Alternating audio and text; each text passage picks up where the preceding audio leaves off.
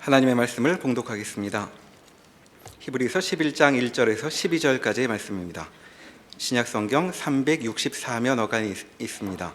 히브리서 11장 1절에서 12절까지의 말씀입니다. 믿음은 바라는 것들의 실상이요 보이지 않는 것들의 증거니 선진들이 이로써 증거를 얻었느니라. 믿음으로 모든 세계가 하나님의 말씀으로 지어진 줄을 우리가 아나니 보이는 것은 나타난 것으로 말미암아 된 것이 아니니라.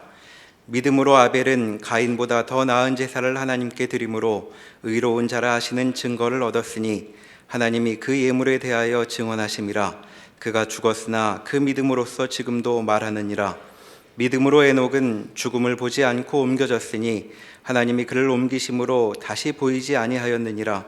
그는 옮겨지기 전에 하나님을 기쁘시게 하는 자라 하는 증거를 받았느니라. 믿음이 없이는 하나님을 기쁘시게 하지 못하나니 하나님께 나아가는 자는 반드시 그가 계신 것과 또한 그가 자기를 찾는 자들에게 상 주시는 이심을 믿어야 할지니라.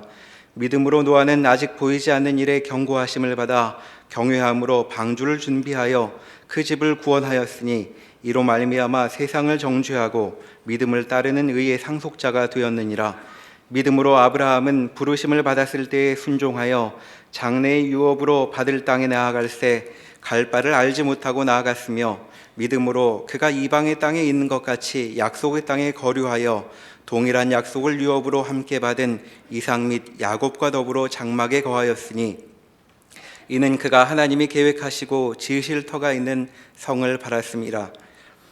믿음으로 사라 자신도 나이가 많아 단산하였으나 잉태할 수 있는 힘을 얻었으니 이는 약속하신 이를 미쁘신 줄 알았음이라.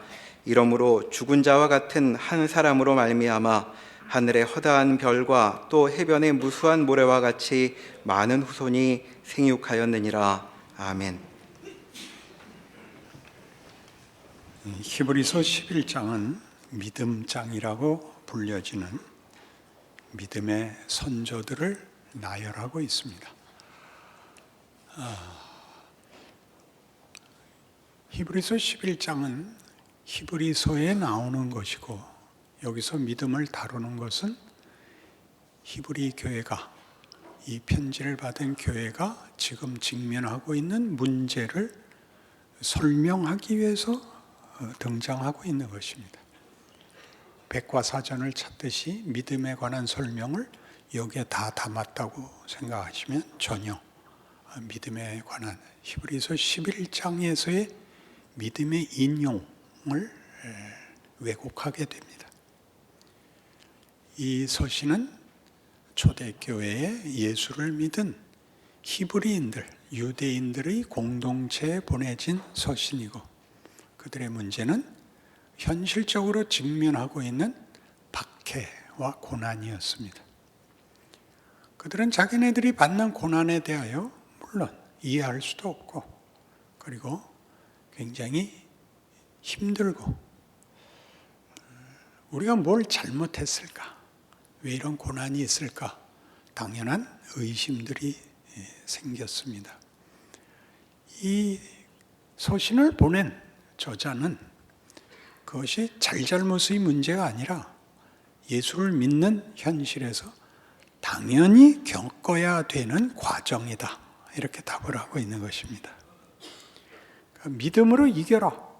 이 말은 맞지만 그때의 믿음은 의지거나 격려에 불과하고 설명으로는 작용하지 못하고 있는데 바로 그 문제를 설명하려는 것이 히브리서의 중요한 내용이었습니다. 우리 이 11장이 등장하기 위하여 10장에 어떤 무서운 경고가 있었느냐 하면 10장 26절 우리가 진리를 아는 지식을 받은 후 짐짓 죄를 범한 즉 다시 속죄하는 제사가 없고 오직 무서운 마음으로 심판을 기다리는 것과 대적하는 자를 태울 맹렬한 불만이 있으리라. 모세의 법을 폐한 자도 두세 증인으로 말미암아 불쌍히 여김을 받지 못하고 죽었거든. 하물며 하나님의 아들을 짓밟고 자기를 거룩하게 한 언약의 피를 부정한 것으로 여기고 은혜의 성령을 욕되게 하는 자가 당연히 받을 형벌은 얼마나 더 무섭겠느냐 너희는 생각하라. 이것이 문맥에서 떨어져 나오면 용서받지 못하는 죄, 성령 모독죄와 6장에 나오는 하늘의 영광을 맛보고 범죄한 자는 용서받지 못한다와 함께 심각한 공포스러운 경고가 되죠. 무슨 죄를 지으면 용서받지 못하는가? 여기는 전혀 그런 얘기를 하는 데가 아닙니다. 이 10장 26절 이하에 등장하는 이것은 모세의 법도 어기면 그렇게 큰 벌을 받았거늘 하물며 예수의 피로 세운 언약을 범하면 얼마나 그 벌이 더 크겠느냐는 맞습니다. 모세에게 준 법은 우리가 잘 아는 대로 율법이고 시내산에서 그의 백성들에게 준 것입니다. 너희는 거룩한 백성이다. 다른 나라들과 달라야 된다. 이게 시내산 언약, 모세로 준 율법이라면 예수가 와서 한 십자가로 세운 언약은 하나님의 자녀로 우리 마음에 하나님의 법을 둔 새로운 존재로서의 삶을 요구하고 있습니다. 앞에 모세의 법을 설명하는데도 우리는 이미 이런 인용을 히브리서에서 봤습니다. 출애굽을 시키고 광야 생활을 하게 한 것은 애굽을 벗어나는 게 목적이 아니라 가나안에 들어가는 것이 목적이었다. 그런데 애굽에서 나오는 일과 광야 생활은 하나님이 다 책임졌다. 그러나 가나안은 누가 책임져야 된다? 너희 스스로가 결정해야 된다. 그러니 너희는 너희 선조들이 불순종한 것 같이 그러지 마라. 이렇게 앞으로 나가는 얘기였다고요. 모세의 법이 너희를 다른 나라와 구별시켰다면 예수로 인한 법은 너희를 하나님이 요구하는 어떤 영광된 존재로 가야 되는 것이기 때문에 그걸 되돌아갈 수 없다. 그렇게 얘기합니다. 그래서 이 10장 마지막 절은 39절 우리는 뒤로 물러가 멸망할 자가 아니요 오직 영혼을 구원함에 이르는 믿음을 가진 자니라. 뒤로 물러가지 말고 앞으로 보내고 있다. 이 얘기입니다. 앞으로 하나님의 영광의 찬송으로 부르고 있다. 거길 가라. 그게 이 시간이다. 거기에 믿음이 등장하고 있죠. 믿음은 어떻게, 왜, 우리에게 무슨 도움이 되는 것으로 여기 소개될까요? 그리고 오늘 11장이 등장하는 겁니다. 믿음은 바라는 것들의 실상이요 보이지 않는 것들의 증거며 선진들이 이로써 증거를 얻었고 세계가 하나님의 말씀으로 지어진 줄을 알게 하는 것이다 라고 믿음을 소개합니다. 믿어야 돼 라는 성경의 격려는 당연한 것이고 그 앞에 순종해야 되는 것도 당연한 것이지만 그 뒤에 나열되는 사람들은 아벨은, 에녹은, 노아는 뭘까요? 성경이 하고 싶은 얘기는 이겁니다. 믿음이란 뭐냐? 범죄한 인류의 조상 아담이 하나님의 법을 어겨서 진노와 사망을 초래한 그 법을 상회하는 법이다 이겁니다. 어떻게? 아벨과 가인을 그냥 놔두고 어떻게 사느냐 보지 않고 아벨에게는 하나님이 나타나서 넌 이런 제사를 드려라 라고 했다. 에녹과는 하나님이 동행하시고 그를 죽음을 보지 않게 했다. 노아에게는 멸망당할 인류의 운명 앞에서 구원을 받도록 간섭하셨다. 즉 하나님은 그가 만든 인류를 그들이 범한 죄 때문에 멸망으로 끝나는 세상을 원치 않으셨다. 그는 개입하셨다. 뭘로 개입하셨는가? 잘잘못의 보상의 원리를 넘어서는 한 특별한 방법을 도입하셔서 역사를 지금까지 보존하고 계신다. 이렇게 말하는 것입니다. 그게 일단 믿음입니다. 하나님은 그 전에 우리가 알고 있었던 잘잘못의 보상의 원리, 인과율, 원인과 결과의 법칙을 상회하는 믿음이라는 말 자체가 그렇잖아요. 믿음이라는 방법을 도입하셨다. 역사에 하나님이 개입하셨다. 우리가 자초한 멸망이라는 운명을 내버려 두지 않으셨다. 이렇게 설명하는 것입니다. 그래서 우리 잘 아는 11장 6절에 나오는 믿음이 없이는 하나님을 기쁘시게 하지 못하나니 하나님께 나아가는 자는 반드시 그가 계시는 곳과 또한 그가 자기를 찾는 자들에게 상 주시는 이심을 믿어야 한다. 하나님은 목적을 갖고 있다 합니다. 하나님은 우리의 항복을 원하신다. 세상은 무슨 목적을 갖고 있죠? 없습니다. 세상이 만들 수 있는 건 멸망밖에 없습니다. 결국 다 죽습니다. 하나님은 그렇게 인류를, 역사를 외면하는 그런 하나님이 아니다 라고 선언하는 겁니다. 그래서 이 하나님에 관한 이 개입은 하나님이 우리를 위하여 간섭하시고 목적을 두시고 개입하고 계시다는 것은 역사 속에서 그리고 우리의 현실 속에 우리가 경험합니다. 여러분들이 예수를 믿은 것이죠. 예수를 믿는다는 것은 다른 무슨 방법으로도 믿게 할 수 없는 것을 믿는 것입니다. 하나님이 지금 일하고 계시다는 증거입니다. 여기 와서 친구 만나는 예는 흔합니다. 한 집사님은 산호세에서 한국인 식당에서 설렁탕 하나 놓고 소주 한 잔 놓고 식사하고 있는데 저 건너편에 낯익은 얼굴이 있는 겁니다. 서로 했는데 누군지는 모르겠는 겁니다. 그럼 뭘 따지죠? 어느 대학 나왔나?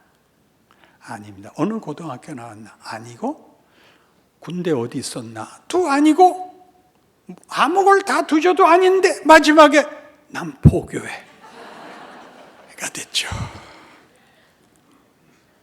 그래서 거나하게 취하셨답니다. 얼마나 신비한 방법으로 올 수 없는 사람들이 예수를 믿게 되는지 그건 우리가 역사 내내 봤고 우리 현실입니다. 그러니까 여기 무슨 문제가 있느냐? 여기서 이 믿음을 도입해서 무슨 설명을 하는가? 그러니까 믿음이란 막막하다는 거죠. 나한테 이유가 없고 우리가 기대하는 만큼 안 하시잖아요. 그럼 왜 예수는 믿어갖고 이 고생인가? 그래서 우리 모두가 제일 겁내는 질문이 뭐냐면 당신은 믿음이 있어? 이 질문이 제일 어렵습니다. 믿음이 있으면 완벽해야 되는데 완벽하진 않고 없다고 얘기할 수는 없고 믿음은 있는데 물어보지는 마 이렇게 됐죠. 그래서 가장 중요한 신자들의 현실적 믿음에 대한 이해, 자신에 대한 이해는 이겁니다. 이게 뭐야? 이게 믿는 거야? 마는 거야? 난 왜 이 꼴이야? 하나님은 뭐 하셔? 하나님 나한테 왜 이러세요? 이 기도는 언제나 나오는 겁니다. 여러분들이 여러분의 실존을 이해할 수 없을 때마다 여러분은 세상에다 화를 내는 게 아니라 하나님께 화를 냅니다.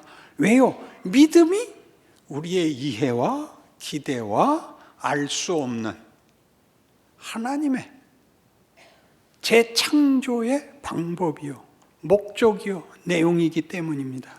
그래서 이 문제에 대한 아주 놀라운 설명이 있어서 제가 써왔습니다. 레슬리 뉴비긴이라는 영국 신학자가 쓴 포스트 모던 시대의 진리에 쓰여 있는 말을 인용하겠습니다. 신중한 관찰과 정보에 대한 합리적 정리는 지식의 본질적인 조건들이다. 데카르트가 고전적으로 명확하게 표현한 과학적 방법은 확실한 지식에 이르는 경로가 되었다. 하지만 데카르트의 방법론이 결코 발견할 수 없는 한 가지가 있는데 우주가 존재하는 목적은 절대 발견할 수 없다. 왜냐하면 목적은 그것이 실현되기까지는 그 목적을 만든 자만이 알고 있지 다른 사람은 알 수가 없다. 그것이 온전히 실현돼야, 목적이 실현돼야 그 결과물을 과학적 방법에 의해 연구용으로 사용할 수는 있다. 그러나 그때까지는 가능하지 않다. 그 목적은 오로지 그 목적을 만든 자가 그것을 계시해야만 할 수 있다. 만약 목적이 중요한 설명의 범주라면 계시는 없어서는 안 될 확실한 지식의 원천이다. 서로 다른 사물들을 연결하는 원인과 결과는 관찰과 추론으로 발견할 수 있지만 목적은 결코 발견할 수 없다. 그러니까 믿음이란 결국 어떻게 된 거냐 하면 우리가 그 믿음의 목적을 기다릴 수밖에 없는 것입니다. 근데 무엇을 근거로 하여 기다리는 것이 가능하냐? 하나님이 여기에 하나님이 우리에게 도입하신 이 믿음의 방법 속에 아주 중요한 내용의 계시가 있습니다. 목적과 내용과 약속의 신실하심이 있습니다. 뭐에 있죠? 예수에게 있습니다. 마태복음 13장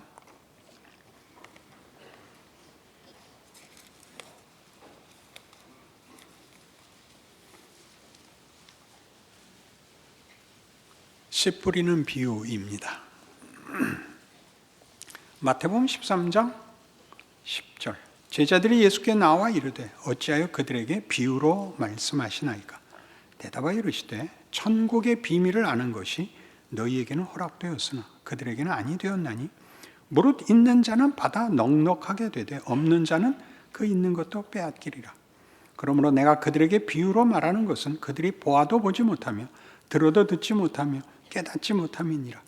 이사야의 예언이 그들에게 이루어졌으니 일렀으되 너희가 듣기는 들어도 깨닫지 못할 것이요 보기는 보아도 알지 못하리라. 이 백성들의 마음이 완악하여져서 그 귀는 듣기에 둔하고 눈은 감았으니 이는 눈으로 보고 귀로 듣고 마음으로 깨달아 돌이켜 내게 고침을 받을까 두려워함이라. 그러나 너희 눈은 봄으로 너희 귀는 들음으로 복이 있도다. 내가 진실로 너희에게 이르노니 많은 선지자와 의인이 너희가 보는 것들을 보고자 하여도 보지 못하였고 너희가 듣는 것들을 듣고자 하여도 듣지 못하였느니라. 예수님이 무슨 예언의 성취라고요? 이사야 선지자의 소명의 성취입니다.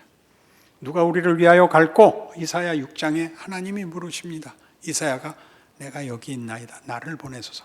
그래 가라. 그러나 너는 네가 전한 것을 백성들이 깨닫지 못할 거다. 그들은 듣지 못하고 보지 못할 것이다. 그들이 듣고 볼까 봐 내가 겁이 난다. 그렇게 보냅니다. 왜 깨닫는 것을 하나님이 겁을 내시죠? 너희의 기대로 이해로 내가 하려는 것을 틀릴까 봐 겁을 낸다. 그것보다 큰 것이다. 그냥 못 알아들을 소리 가서 해라. 그 못 알아들을 소리의 진정한 내용은 예수 안에 있죠. 예수가 왔죠. 너희는 못 알아듣는다. 내가 그 약속을 이루기 위해 왔다. 그러나 내가 왔다. 내가 그 약속에, 그 믿음에, 그 목적의 방법에 내가 주인공이다. 내가 답이다. 이렇게 된 겁니다. 지금도 못 알아듣는다. 여러분들은 예수를 보았습니다. 보았는데 설명이 되질 않습니다. 누구에게 얘기를 해서 여러분의 신앙을, 내가 왜 예수를 믿게 됐는지를 누구를 공감시키겠습니까? 믿은 자들끼리만이죠. 본 사람들만 아는 거죠. 말로는, 생각으로는 이 결과물은 나오지 않습니다. 그러니 뭐라고 예수님은 그러세요? 선지자들과 너희 조상들이 나보기를 그렇게 소원했단다. 이게 무슨 약속인가? 어떻게 하시자는 건가? 그들은 그때 알 수 없었다. 그러나 하나님이 그때도 역사에 개입하셔서 이스라엘 백성의 역사에서 보다시피 그들이 애굽도 나오고 바벨론에 팔려도 가고 포기하지 않으시고 그 모든 역사의 현장에서 그들을 하나님의 목적을 이루기 위하여 붙들고 씨름하셨다라는 역사를 우리가 가지고 있습니다. 우리 일반 역사도 그렇습니다. 모든 역사가들이 그렇게 얘기를 하죠. 인류 역사가 멸망하지 않은 것이 기적이다. 멸망할 이유가 너무나 많았다. 누가 살려놨을까요? 하나님이 살려놓으셨죠. 하나님이 뭘 갖고 있다고요? 내 창조를 너희가 실패한 것으로 인하여 무효화되게는 난 놔둘 수 없다. 전 인류에 대하여 역사 속에서 발언하고 계시는 겁니다. 그리고 그 증거가 역사의 한복판에 예수님이 오시는 거죠. 그것이 매우 중요한 아브라함까지 믿음의 설명이 가는 이유입니다. 아브라함은 무슨 설명으로 가 있죠? 다시 본문으로 돌아오셔서 아브라함은 왜 자꾸 등장하는가? 아브라함 때에 와서 하나님은 믿음이라는 것의 내용과 목적을 더 구체화하고 더 확장하시죠. 8절, 히브리서 11장 8절. 믿음으로 아브라함은 부르심을 받았을 때 순종하여 장래의 유업을 받을 땅에 나아갈세. 갈 바를 알지 못하고 나아갔으며 믿음으로 그가 이방의 땅에 있는 것 같이 약속의 땅에 거류하며 동일한 약속을 유업으로 함께 받은 이삭과 야곱과 더불어 장막에 거하였으니 이는 그가 하나님이 계획하시고 지으실 터가 있는 성을 바랐습니다. 믿음으로 사라 자신도 나이가 많아 단산하였으나 잉태할 수 있는 힘을 얻었으니 이는 약속하신 이를 미쁘신 줄 알았습니다. 이러므로 죽은 자와 같은 한 사람으로 말미암아 하늘의 허다한 별과 또 해변의 무수한 모래같이 많은 후손이 생육하였느니라. 아브라함과 사라의 등장은 이겁니다. 아브라함은 근거와 뿌리를 끊었다. 그는 부평초가 됐다. 그는 나그네 인생을 살았다. 그는 떠돌이였다. 한 곳에도 정착하여 뿌리를 내릴 수가 없었다. 거기서 하나님은 결과를 수확하셨다. 이게 아브라함입니다. 사라도 그렇죠. 그는 잉태할 수 없었다. 그러나 그는 애를 낳았을 뿐만 아니라 그 후손이 인류 역사상 가장 많은 후손을 만들어내고 있는 중이다. 그게 아브라함입니다. 그 아브라함의 생애라는 것은 중요한 믿음의 중요한 증거가 되죠. 하나님이 일을 하셔서 그가 조건과 원인을 갖고 있지 않는 데서 무엇을 이루셨는가? 이스라엘 역사가 그거죠. 이스라엘의 하나님은 아브라함과 이삭과 야곱의 하나님인 것입니다. 왜 그렇게 분리해야 되는가? 너희는 내가 만든, 너희가 만든 나라가 아니고 내가 만든 나라다. 우리에게도 예수를 믿으면 아브라함이 우리 조상이 되죠. 믿음의 조상이니까. 그렇죠? 그 성경이 하고 싶은 겁니다. 그러니까 이런 보이는 약속들과 증거들, 예수 안에서 가장 크게 예수를 만났죠. 그러니까 이런 일들이 우리를 어디로 끌고 간다고요? 우리를 믿음이라는 것이 막막함이 하는 일로 우리를 끌고 가야 됩니다. 믿음이 하는 막막한 일, 로마서 1장.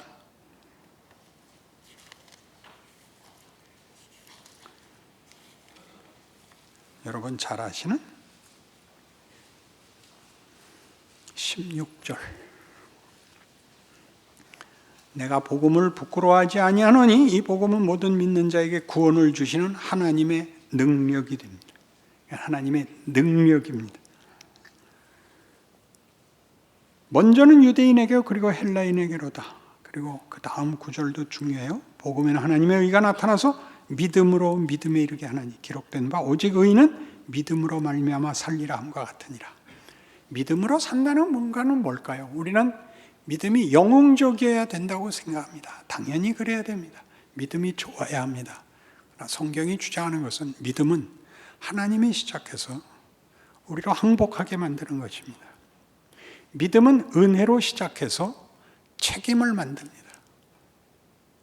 하나님은 우리에게 이 은혜라는 방법을 예수로 말미암아 증거로 세우셔서 예수가 자신을 위하여 죽지 않고 우리를 위하여 죽어 우리로 예수를 믿는 사람이 되면 예수께서 우리를 위하여 십자가를 진 것 같이 그 자리까지 나가는 우리의 항복, 우리의 실력을 만드시기를 원합니다.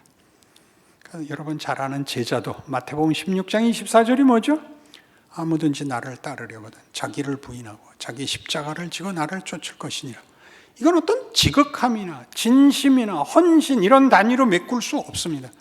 그 실력의 자리까지 와야 됩니다. 믿음이 믿음을 만듭니다. 하나님이 도입한 이 재창조의 하나님의 간섭은 우리를 이 사람이 되게 합니다. 예수를 따라가는 사람, 도덕성, 무슨 업적 아닙니다. 인간이라는 존재가 가치에 대하여 분별과 선택과 책임을 지는 사랑, 믿음 이런 단어들은 다 그 대상이 100% 자발성을 가지지 않는 한 성립되지 않습니다. 이해관계를 떠나는 그리고 공포를 벗어난 자유로운 하나님의 항복, 그래서 하나님이 기쁨이 되고 하나님이 우리를 기뻐하신다는 말을 받을 수 있는 자리로 끌고 가려는 것이 역사요 여러분의 현실입니다. 여러분에게 뭘 묻습니까? 매일 벌어지는 일상이 여러분에게 뭘 묻습니까? 너 이 일은 어떻게 할래? 여기서는 무슨 잣대, 무슨 판단의 기준을 적용할래? 라고 묻는 게 매일입니다. 마가복음 9장.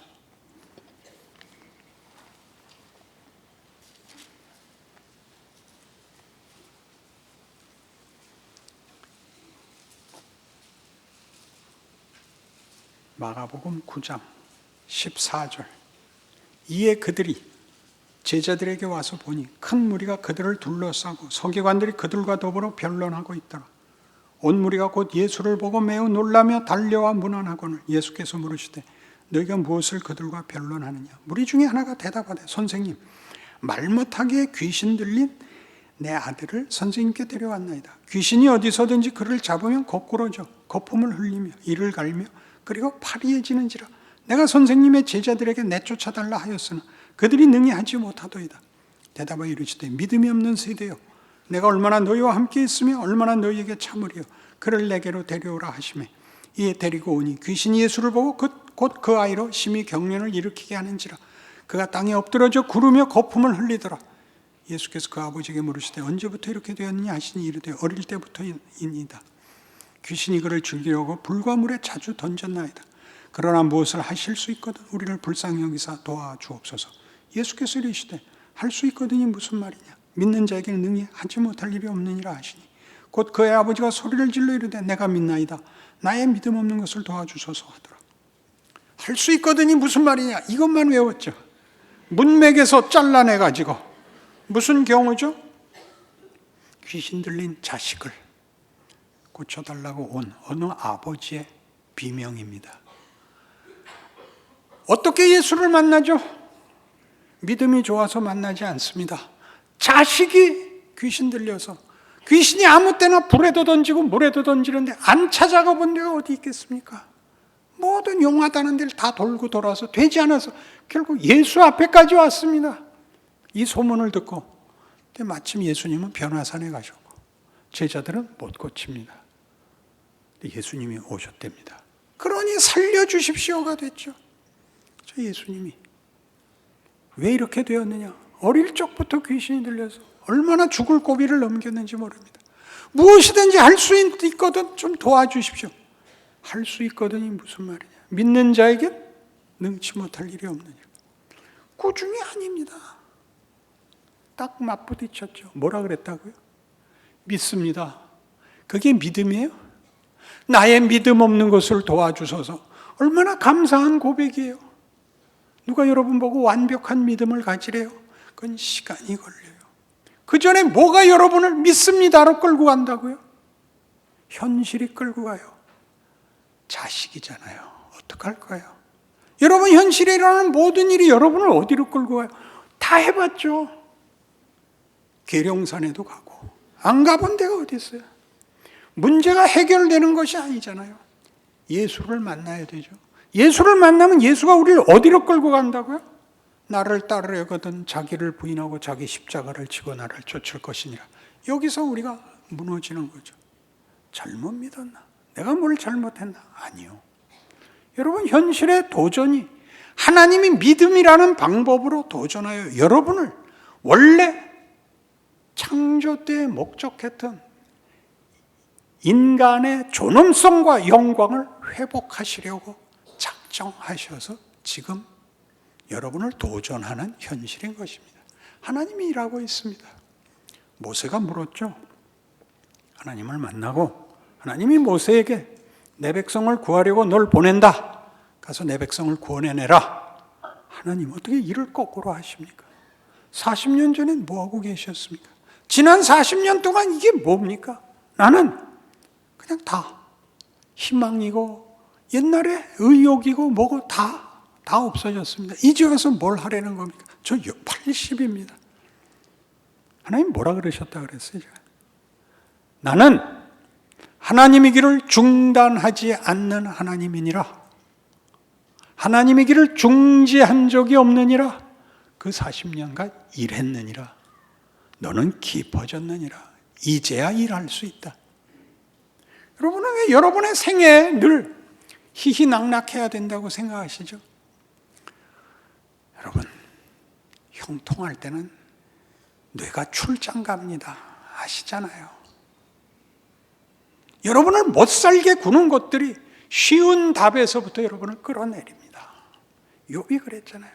내가 뭘 잘못해서 이 고난이 있어요. 친구들이 뭐라 그랬어요? 빨리 회개해라. 네가 잘못한 것이다. 나 없다. 뭐라고까지 했다고요? 대답을 그따위로 하는 것만 봐도 너 잘못한 거다.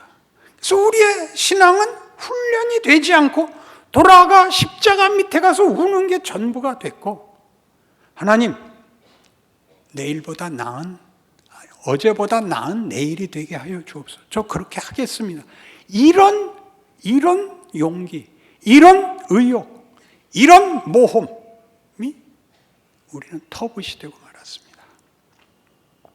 조던 피터슨이라는 12가지 신앙의 법칙을 쓴 요즘 제일 많이 읽히는 저자가 있습니다. 그분이 다른 말 다 관두고 이거 하나를 꼭 기억해야 됩니다.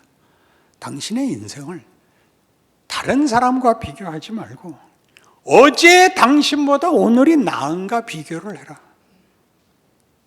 그렇게 물었습니다. 얼마나 전곡을 찌르는 도전입니까? 여러분, 예수를 믿은 게 어제보다 오늘이 나은가를 보십시오. 흠이 없는 게 아니라 인간성이, 하나님의 백성이라는 말이 적용되는 보다 멋진 인간으로 여러분이 채워지고 나아가고 있는가? 그 시련을 달게 받아 훈련이 되는가? 그렇게 물으셔야 됩니다. 하나님은 매일 일하시죠. 여러분, 잘 때는 여러분이 포기하고 자살한 겁니다. 죽은 것과 한 가지죠.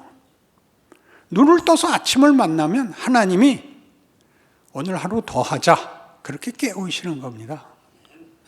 그러니까 그 하루를, 모진 도전을 다 받아내셔야 됩니다. 여러분이 늘 이기지 않습니다. 진 것도 일을 해야 됩니다. 그러나 우린 진 것을 후회하고 지워버리고 와서 울어서 때우고 맙니다. 그러니 이 말을 기억하십시오. 절망을 이기셔야 됩니다. 절망을 울어서 넘기지 마시고 절망을 넘어서야 됩니다. 슬픈 날은 슬프고 주무십시오. 내일은 다시 시작하십시오. 그 다음에 체념에 속지 마십시오. 체념에 속으시면 안 됩니다. 이 둘은 다 우리를 비겁한 대로 끌고 갑니다. 그냥 그러고 살아. 뭘 유난을 떨어. 여기를 넘어오셔야 됩니다. 그게 매일의 삶입니다. 하루만큼 나아지셔야죠. 성경이 하는 얘기입니다. 하나님 일하고 계시다. 아담 실패했다고 끝내지 않았다. 바로 일하셨다. 역사다. 예수 보냈다. 너희의 현실이다. 너희가 겪은 믿음의 신기한 하나님의 역사다. 그리고 어디로 가자고? 가나안에 들어가자. 하나님의 영광의 찬송으로 가자. 뭘 해야 되는가? 매일 겪어보자. 네가 속상해하는, 왜 하나님 나한테 이러십니까가 일을 한다. 그렇게 생각이라도 하시고 그렇게 하루를 이해하시면 여러분은 후회와 절망으로 가는 것이 아니라 더 나은 대로 매일 발전하실 것입니다. 누구를 부러워할 필요 없다는 것 기억하시는 여러분의 인생 되시기를 바랍니다. 기도하십시다. 하나님 아버지, 우리를 믿음의 길로 붙드셨습니다. 하나님 일하고 계십니다.